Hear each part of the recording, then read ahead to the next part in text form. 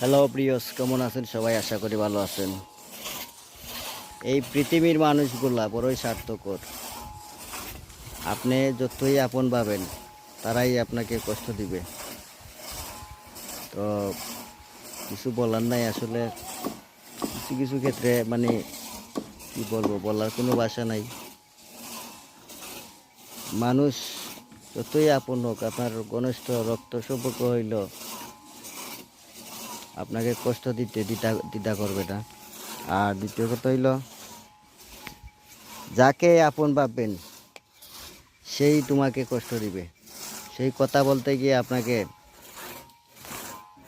কোনো দ্বিধাবোধ করবে না যে আপনার কষ্ট কথা কি মনে আঘাত লাগবে নাকি। যাই হোক, আমি বেশি কিছু বললাম না, অনেক কিছু বলার আছিল। ভালো থাকেন। আল্লাহ হাফেজ। ভিডিওটা লম্বা করলাম না।